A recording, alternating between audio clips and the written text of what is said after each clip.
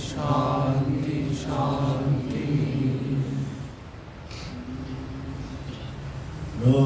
नारायण हरि ओम। नारायण हरि ओम। शिव शिव ओम। हर हर ओम। शिव शिव ओम। हर हर ओम। नारायण हरि ओम। नारायण हरि ओम। परमात्मा अंतर्यामी। परमात्मा अंतर्यामी। परमात्मा अंतर्यामी। परमात्मा अंतर्यामी। नारायण हरि ओम। नारायण हरि ओम। शिव शिव ओम। हर हर ओम। शिव शिव ओम। हर हर ओम। नारायण हरि ओम। नारायण हरि ओम। नारायण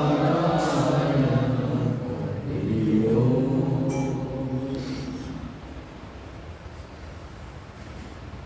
हम लोग का सबका एक धारणा पहले लेके बैठ जाता हूँ, जो हमारा तीन अवस्था है, बाल्यकाल, युवावस्था और वार्धक्य। तो सबका भावना में बाल्यकाल का भावना अलग है, युवावस्था का भावना अलग है और वार्धक्य में उसका विचार अलग है। तो अब सबको गंगा जी नहाने गया, तो गंगा जी नहा के हजारों करोड़ों आदमी गंगा में नहाए। गंगा में नहाते हुए सबको पता नहीं है किसने नहाना है, तो बोलते गंगा से मैंने नहाने से पुण्य होता है, पाप कट जाते हैं। गंगा पाप हरता, शशि ताप हरता, कल्प वृक्ष दारता। तो अब हम लोग का एक धारणा लेके बोले कि गंगा जी को लगाती हमारा सारी पाप हो जाते। हम देखा जाए शंकर जी और पार्वती जी आसमान से जा रहे थे, तो माता ने बोला बहू इतना आदमी इस योग में नहा रहे, तो सबको तो स्वर्गवास हो जाएगा। तो देवादिदेव महादेव हंस के बोला चलो तुमको दिखा दिए, जो गंगा नहाने के बाद किसका मन का अवस्था क्या है। अब क्या नहाने के बाद माता ने सुंदर अपना स्त्री का रूप धारण किया, उसका स्वामी गरीब बन गया, मैंने कुष्ठ व्याधि का बीमारी लेके वो कतरा रहे। और माता सबसे प्रार्थना करी, जब मेरा ये योग में मेरा स्वामी को पकड़ के गंगा में जो मिला देगा तो मेरा स्वामी इस व्याधि से मुक्त हो गया। लेकिन वही स्पर्श करे जो कभी पाप नहीं किया, पाप से मुक्त है। अब सब गंगा से नहा के आ रहे, सब बोलते भाई मैं तो ये पाप किया, मैं तो झूठ बोला, मैं तो ये काम किया, ठगबजी किया, ये किया, सारी बात उसको याद आ। तो सब बोलते भाई हाथ लगाएंगे, इसका पापी अगर हाथ लगाएंगे तो उसके सामने मर जाएगा। क्यों भाई, मर जाएगा तो और भी पाप लग जाएगा। सुबह से शाम तक एक भी आदमी नहीं आया जिसका हृदय मैंने पाप से मुक्त है, निर्मल पवित्र है। एक गांव का आदमी आया, वो कुछ नहीं जानता, सादा सीधा है और सरल विश्वास है। उसने माता ने रोने लगा। बोला माता क्यों रो रहे? बोले सुबह से शाम होने लगा, अब जो खत्म होने वाला है, हमारे स्वामी के एक भी आदमी नहीं मिला जो पाप से मुक्त है। अगर पापी हमारे स्वामी को पकड़ लेगा तो मर जाएगा। उस आदमी ने सिर में हाथ लगा के बोला माता जी एक मिनट ठहरी, मैं अभी आ रहा हूँ। गंगा जी नहा के आया। बोला आप पाप से मुक्त हैं? बोला हाँ, अभी तो गंगा में नहा के आया। जान के अनजान से जो भी हमने पाप किया है, गंगा पाप है, तो गंगा में गोता लगाने से सारी पाप का हरण होता है। ये विश्वास मेरा है। तो फिर वही आप बोलिए, मैं ले जाता हूँ, मैं पाप मुक्त हूँ। लेकिन आदमी के बुद्धि मन में, जो विचारों में हजारों प्रकार पाप उसके दिमाग में घूमते रहते। जब तक ये पाप मुक्त नहीं होगा तो क्या हुआ, वही सरल विश्वास वाला को भगवान दर्शन दिया। माता और शंकर जी ने दर्शन दिया। देखो सुबह से कितना लाखों आदमी नहा गया, लेकिन किसी को कुछ नहीं मिला, एक आदमी स्वर्ग में है। इसी प्रकार भगवान बोलते जो मेरा करोड़ों भक्त है, लेकिन किसी का विश्वास है, किसी का नहीं है, वो दंड में है। भगवान है कि नहीं है? इसी प्रकार जो विश्वास करने वाला, ऐसे हजारों भक्त का अंदर किसी को दौसाना विश्वास है, किसी का 12 आना है, किसी का 14 आना है, 16 आना किसी का नहीं है। 16 आना लाखों करोड़ों में एक होता है। 16 आना विश्वास। तो वही हमारा बोलते हैं कि गंगा पाप हरता, शशि ताप हरता। शशि माने चंद्रमा, रात को दिन को जो गर्म होता है वो शीतल कर देते हैं। इसी प्रकार परमात्मा का नाम मंत्र सुमिरन करने से मन, बुद्धि, घर सब शीतल प्रदान करते हैं। और शीतल प्रदान करने से वो शांति से, आनंद से, सुख से जीवन बिताते हैं। शीतल प्रदान करते हैं। तो शशि ताप होता है। ताप माने मन में कष्ट, दुख, तकलीफ, अशांति जो भी है, मंत्र करते करते क्या कहते हैं, मन को, विकारों को दूर करते हैं। मंत्र जो मन को त्राण करते हैं। हाँ? तो कौन त्राण? जैसे चंद्रमा दिन को, गर्म को हर लेते हैं, इसी प्रकार मंत्र उसको सब कुछ हर लेते हैं। इसी प्रकार कल्प वृक्ष दारिद्र हरता है। कल्प वृक्ष उसके पास जो मांगते हैं वही दे देते हैं। जब भगवान का नाम में उसको शीतल प्रदान करते तो मन स्थिर होता है।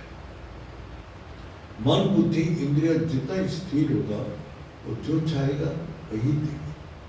कामधु गीता में भगवान वही बोला, तो तुम्हारा अंदर वही मंत्र हवन हो रहा है, और उसी हवन को जो करते हैं तो उसी से अमृत को प्राप्त करते हैं।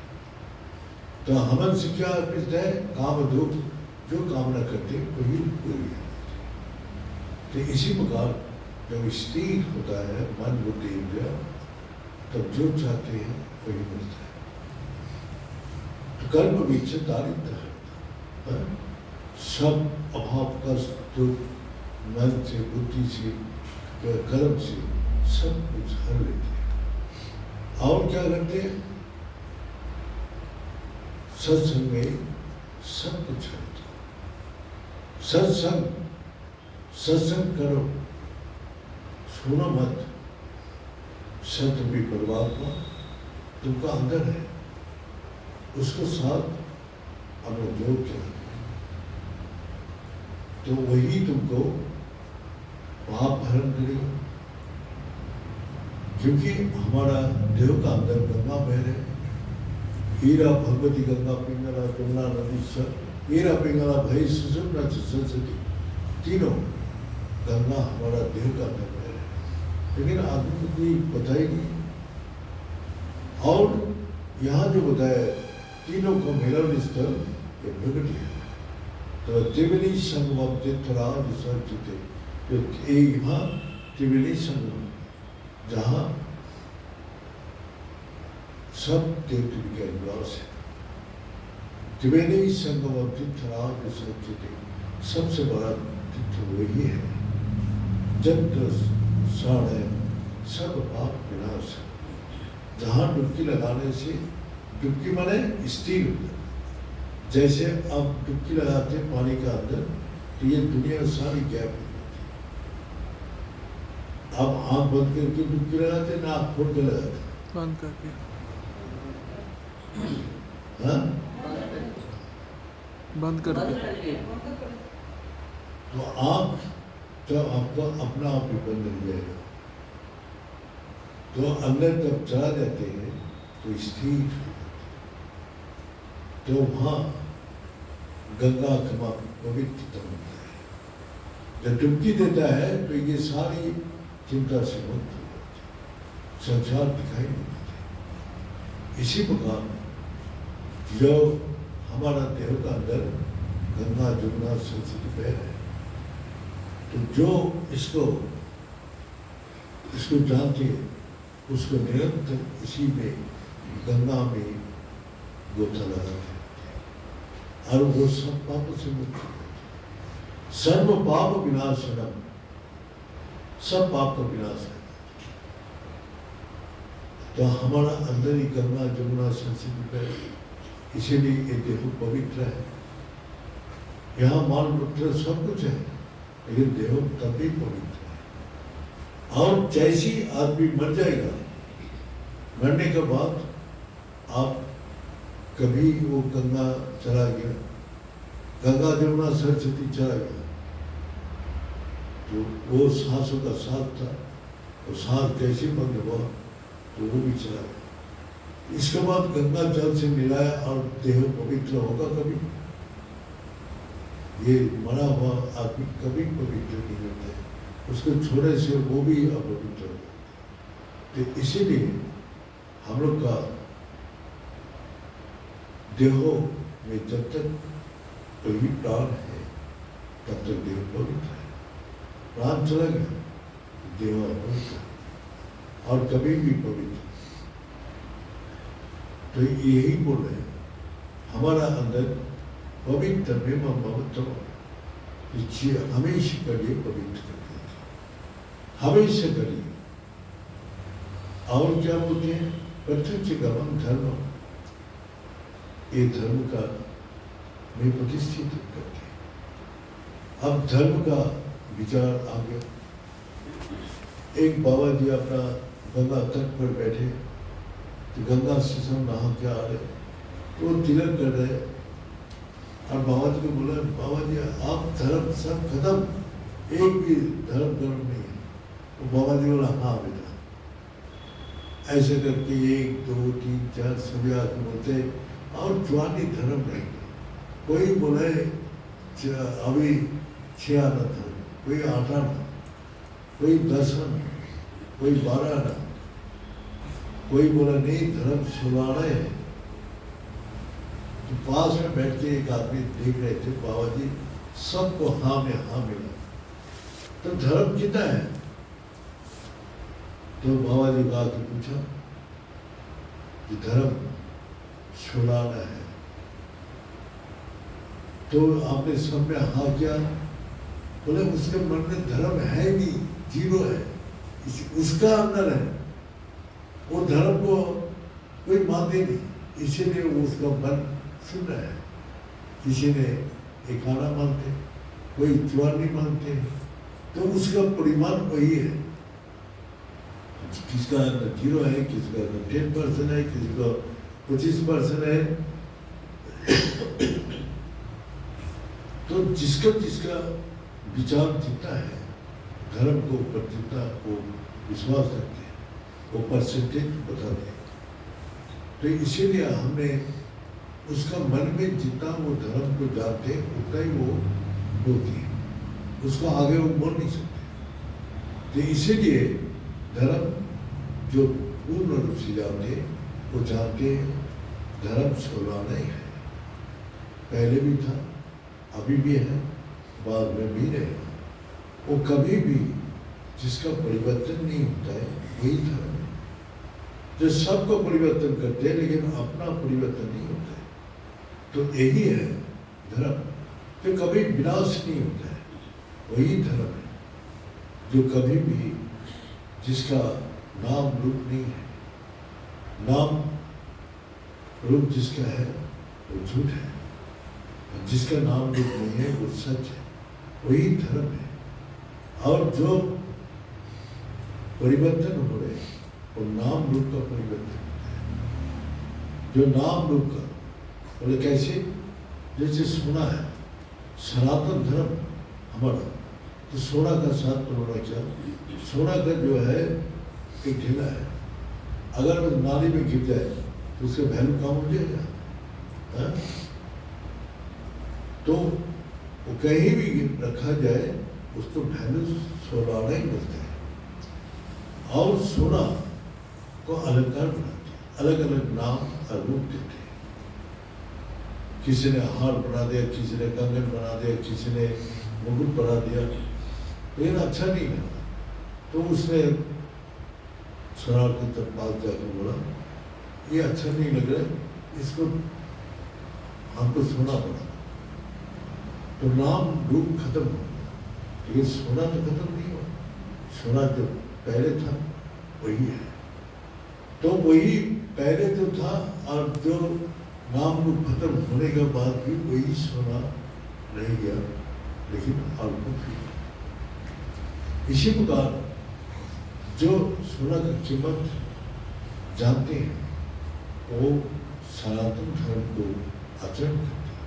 जो कभी भी किसी अवस्था में परिवर्तन नहीं होता है, जिसका विनाश नहीं होता है, हमेशा एक ही प्रकार रहते हैं, वही धर्म है। इसी प्रकार जो हम लोग का धर्म के बारे में जो इतना ही ज्ञान है, जो धर्म क्या चीज है, तो जो आदमी बोलते धर्म करो धर्म करो, अब धर्म क्या चीज है पहले जानो, फिर उसको आचरण करो। देखा सब ढोलक बजाते कीर्तन करते हुए जा रहे, वो धर्म मान लो ये बहुत धर्म है। और इधर भगवान बोल रहे जो तुम अपने की स्थिर करो, मन बुद्धि इंद्रिया तुम्हारा बाहर का दुनिया का काम के लिए दिया। अब बाहर का दुनिया का काम करने के लिए तुम हरे कृष्णा हरे राम कर रहे, तो ये तो तुम्हारा विकार है, मन का बुद्धि का। जब तक तुम स्थिर नहीं होगा तब तक तुम्हारा वो कल्याण हो ही नहीं सकता।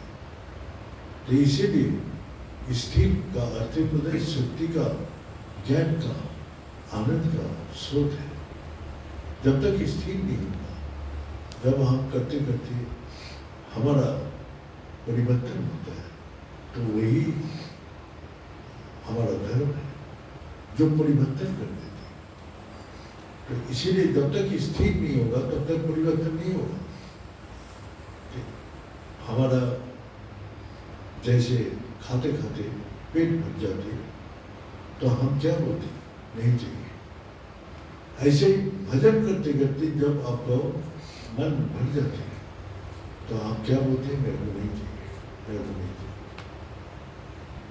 तो इच्छा ही जब खत्म हो जाते हैं तो उसका लक्षण है तो इसका पेट भर गया, ये परिपूर्ण तक प्राप्त कर लिया, इसको कुछ भी नहीं चाहिए। और ना चाहते हुए भी वो सब कुछ उसके पास है। जो राजा महाराजा के पास नहीं है वो लोग के पास होते हैं। तो वही एक आदमी गरीब था, उसने शंकर जी का दरबार में अपना बहुत तप किया, तो शंकर जी ने उसको सपना दिया, अरे वो जमुना तट पर एक बाबा जी बैठे हैं रात के ऊपर, उसका पास एक रत्न है जो तेरा सारे गरीब का गरीबी हटा दे। उसने किया, जाके देखा, हाँ यमुना तट पर वो बाबा जी गंगोटी लगा के बैठे, और बाबा जी को जाके प्रणाम किया, बोले शंकर जी आपको भेजा है तो आपको पास क्या रत्न है जो मेरा गरीबी हमेशा के लिए हटा दे। बोले बेटा मैं तो कुछ भी नहीं है, मैं तो भिखारी बन के बैठा, मेरा पास कुछ भी नहीं है। तो आदमी सोचा शंकर जी मेरे को झूठ बोल दिया, वो दुखी होके वापस चले। अचानक उस संत को याद आया, अरे मेरा को जमुना तट पर घूम रहे थे, वहाँ एक परस में मिला था, तो मेरा तो कोई जरूरत नहीं था, वो राग का अंदर रख दिया था। उसने बोला, ए बेटा आ जा आ जा, शंकर जी ठीक मिल जाए। तो उसने उसको बुलाया और परस में दे दिया उसका हाथ। बोले देख यही शंकर जी ने देने के लिए बोला, ये लोहे का सोना बना दिया, उसका लोहे का कवच ताबीज दिए, वो था 7 लाख सोना हो गया। वो तो खुश होके आनंद से जा रहे थे। अचानक उसका सद्बुद्धि आया। सद्बुद्धि क्या है, अरे भाई ये आदमी भिखारी बन के बैठे हैं, इसका पास इतना बड़ा रतन है जो इस सोने का किला बना लेता है, उसका सारे कष्ट हटा देगा। उसके पास एक कटोरी भी नहीं है, एक गिलास भी नहीं है पानी पीने का, हर वो कितना आनंद से बैठे। जो आनंद मिला है उसको, वो परस मुनि भी उसके लिए कुछ भी नहीं है, हा? कितना बड़ा आनंद है उसको, वो आनंद में मगन है। तो बाबा जी के पास भक्ति किया, वो संगत के पास, बाबा जी आप तो मेरे को ठगा दिया। बोले क्यों बेटा, फिर तो आया था जो शंकर जी ने भेजा था, ये तो परस मुनि दे दिया।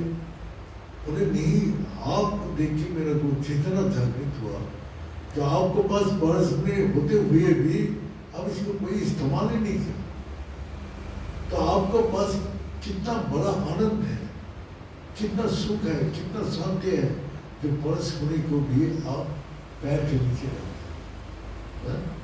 जो राजा महाराजा के पास भी परस मुनि नहीं है, जो सम्राट कितना भी हो गया उसके पास भी परस मुनि नहीं। तो हम तो बाबा जी आप जो आनंद मिला है वही आनंद मेरा को दीजिए, मेरा वही चाह। बोला बेटा तो पीछे मुड़ के परस मुनि के जल में फेंक दे, इधर देख लेगा तो फिर ढूंढने के जाएगा, पीछे से फेंक, कभी तेरे को पता ना चले कहाँ गिरा। परस में फेंक दिया और बस उसको वही महामंत्र दिया जिससे उसकी समाधि होती सारा ब्रह्मांड का मालिक। जैसा नदी नाला जब सागर में मिलता है तो सागर का रूप धारण कर लेते हैं, और नदी नाला का नाम सब खत्म हो जाते हैं, सिर्फ विशाल सागर का रूप लेते हैं। उसी प्रकार जब ये विषय वासना खत्म हो जाते तो आनंद का स्रोत लेते हैं, और उस आनंद में लहर में आनंद है, शांति है, सुख है, तो समुद्र में लहर चलते रहते हैं। तो इसी कारण से बोला कि तुम अगर उस परमात्मा का आनंद मिल गया, जिस संसार का सारे आनंद फीका है, जो करोड़ों सूर्य का प्रकाश का माफिक उस परमात्मा का स्वरूप है, जिसका साथ तुम मिल जाओगे तो उसका जीव ब्रह्म ना पढ़ो, जीव ही ब्रह्म है। यही हम लोग का ब्रह्म है, ग्राम छोटा है। हमारा अंदर पूर्ण शक्ति देके भगवान ने भेजा है। जैसे एक बड़ा वृक्ष का पेड़ का बीज, उसमें सारी शक्ति उसी विशाल पेड़ का सब शक्ति उसमें समा हुआ है। जैसे लगाएगा इसी प्रकार फिर पेड़ जगेगा और फल फूल वही देगा। तो इसी प्रकार जो हम लोग को जो बीज मंत्र दिया उस ब्रह्म का साथ जोड़ने के लिए, साथ में मिलने के लिए, वही जब मिल जाते हैं तो जीव तब ब्रह्म का रूप ले जाते हैं। तो वही तब महासागर में, आनंद सागर में, वही ज्ञान का सागर में लहरते हैं। तो इसीलिए हम लोग का ये तो सुनता, लेकिन वास्तविक जगत में इसको व्यवहार करना बहुत कठिन होता है। कठिन कुछ नहीं है, सिर्फ आपको स्थिर होना है। तो रात को तो आप 8 घंटे सोते हैं, 8 घंटे सोने का टाइम तो आप संसार को, मन को, बुद्धि को, सब कुछ छोड़ देते हैं। तो 8 घंटे छोड़ सकते, 1 घंटा नहीं छोड़ सकते। 8 घंटे छोड़ के आप आराम से सोते हैं तो वही तो सुसकम कर्तव्य उपाय, एक कष्टदायक नहीं है, ये सुखदायक है। तो छोड़ना, वो बचपन के सोते हुए हमने आदत कर लिया, हैबिट कर लिया, अभ्यास कर लिया, सोने का समय सब कुछ। तो इसी प्रकार तुम अभ्यास नित्य करते हो, वैराग्य नित्य करते हो। नित्य अभ्यास के जरिए से तुम उस जगह पहुंच सकते हो। और ये कष्टदायक नहीं है, तुम्हारा अंदर ही है। तो बाहर तो नहीं भागना पड़ेगा, ना बाहर मेहनत करना पड़ेगा। तुम्हारा मन बुद्धि तुमको शांत करना पड़ेगा, वही बड़ा तपस्या है। एकाग्र परंतप, चारों तरफ से मन को ला के एक जगह स्थिर करना ही सबसे बड़ा तप। तो आपका मन आपका अंदर ही है, उसी को एक जगह स्थिर करिए तो फिर परमात्मा का आनंद आगे समाप्त। ओम पूर्णमद पूर्णमिदं पूर्णात् पूर्णमुदच्यते पूर्णस्य पूर्णमादाय पूर्णमेवावशिष्यते। ओम शांति शांति शांति।